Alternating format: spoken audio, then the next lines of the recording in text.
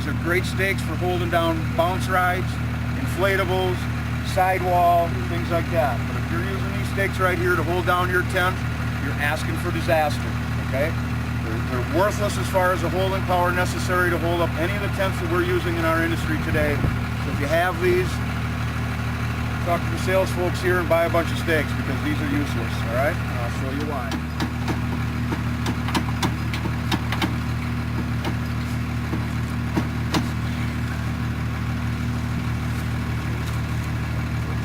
Go back with these down.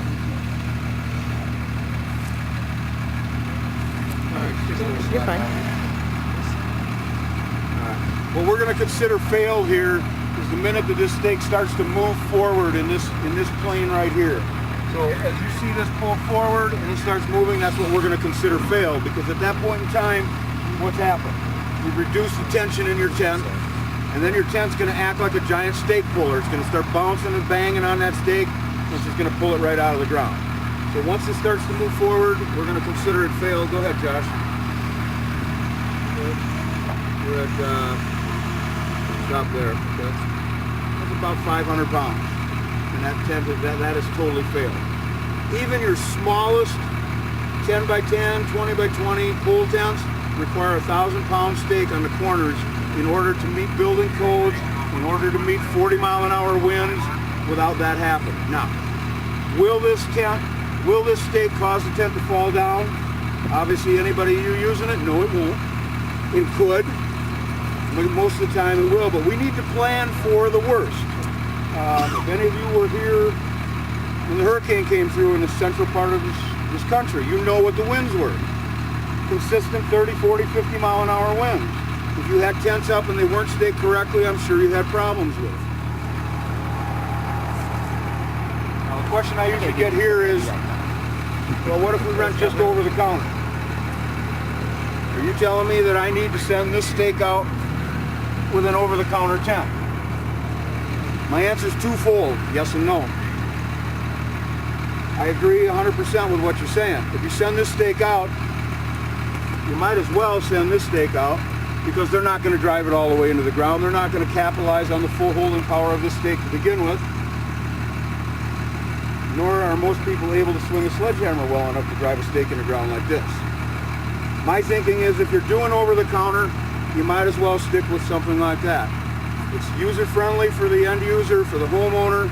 They can put it all the way in the ground. It's designed for the little dog bone loop tensioners that are on those over-the-counter tents. It would probably work fine. Second reason I say it works fine, these guys aren't professional installers. They aren't going to get it set up correctly. They aren't going to get it set up where it applies the amount of tension to that steak where you're going to have a problem. You guys, as professional installers, need to stay away from these steaks, because once you learn how to put up a tent correctly, get it tensioned correctly, that's never going to do the job. Go ahead and pull it up, Josh. Well, good. And you see we failed already there, and again, same thing, about 550 pounds, and that's failed. I'm going to bring that back.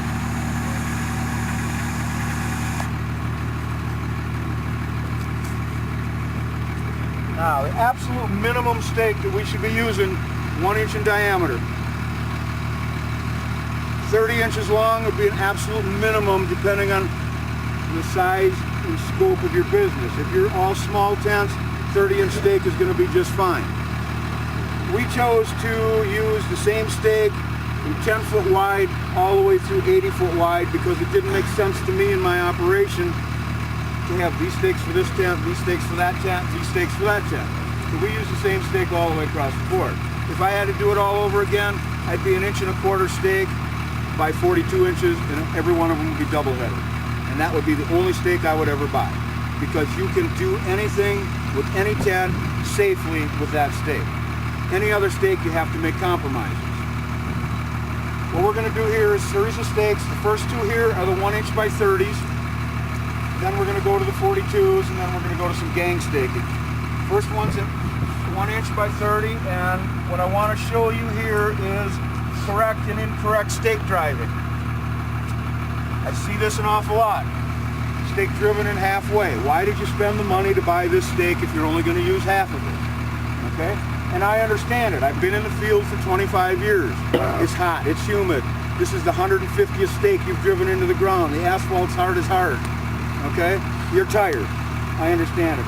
None of those excuses are valid. Okay, stake driving is the most important aspect of that business right there.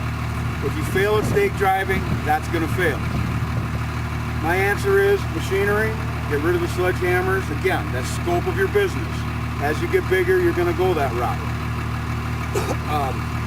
If you're a small operation, get used to driving a sledgehammer, using it. You got to drive them all the way into the ground. The second sin you're going to see here is the way I tied this off. I see this an awful lot too. They drive it halfway into the ground, they tie it off at the top of the stake. You will see what happens here. What this does is it creates a big lever arm. Imagine arm wrestling, okay? You take and put your elbow on a table, you tie the knot off right here at your fist. That's when you connect to the other guy that you're wrestling. You got this big lever arm, okay, that's causing leverage to tear that out of the ground. Same thing's happening here. By tying this stake up off at the top, it actually increases the amount of pull. He might put 500 pounds into this, but it's actually increasing that on the bottom of the stake to pull it out. All right, and you'll see the difference between these two as we go ahead and pull this out. If you're standing on the line, you're also going to see the stake stop there. You see the stake bend. Okay, you saw that stake came forward. We pretty much failed though. Even though that stake hasn't pulled out of the ground, we've already failed at 600 pounds because we've lost the tension in our tent. We've loosened this rope right here, and it's going to pull out of the ground. Let's go ahead and pull it a little bit farther until the stake moves. Okay, we're at 500 pounds. You can see it bending. Now you can see how it's starting to plow forward.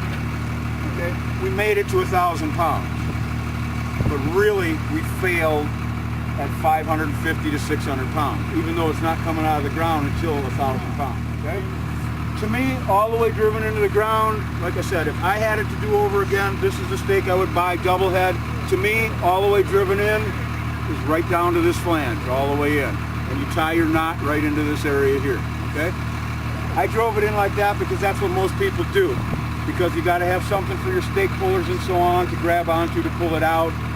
That's a very practical installation. I would consider that a good installation. Now, in addition to that, must at all times get your knot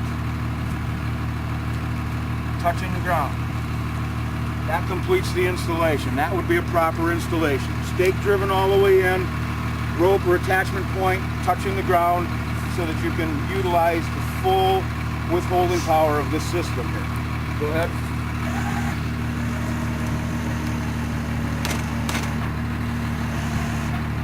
All right, go ahead a little more. We're at 1,000 pounds now. Go ahead a little more. And that's kind of a fallacy. It peaked up around 1,200 pounds, but it was 1,000 pounds before it failed. Okay? Now, total holding power to rip this out is probably going to be about 1,200 to 1,500 pounds. This was 1,000 pounds, but it shut down at 600. So we've gained 400 pounds just by driving that stake in that much farther, and by also tying the knot off all the way down. Doesn't seem like much, but if you take and add 400 pounds to every stake around your tent, you're increasing the overall holding power by a tremendous amount, particularly when you get into these larger tents where you have a lot of stakes into the ground. Ray asked me here about the knot that I